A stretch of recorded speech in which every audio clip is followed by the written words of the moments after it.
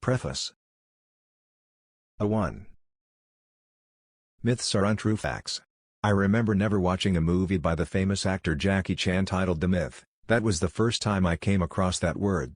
And as I grew up, I began to understand the word in its true entirety. Money Myth is a piece that I wrote after I had escaped the victim space of financial illiteracy. I had a lot of things going on well for me except in my area of finance. I was really struggling there and had to intentionally embark on my journey to finding a solution.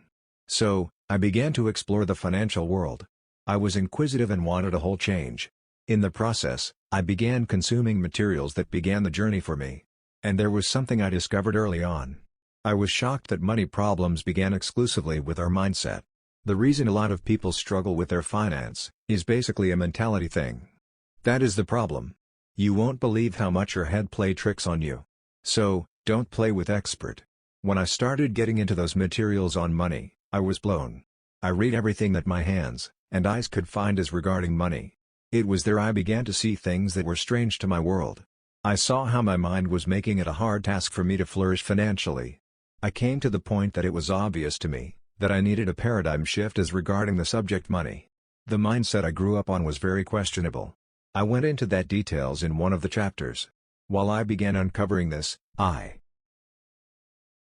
2. had it in mind to write a piece about it. So basically, these are the things in this piece.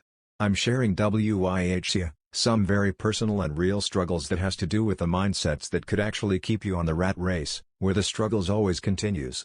These are mindsets that has messed up a lot of people and definitely, will still hold more down from getting free financially. One of my mentors would always stress the fact that, the mind is the engine room of one's life, and he would continue with this: if it has entered your mind, it has entered your life. A lot of the things that keep us in financial mess are those things we have in our minds concerning money. When some of us were growing up, we weren't raised with the proper approach on this subject.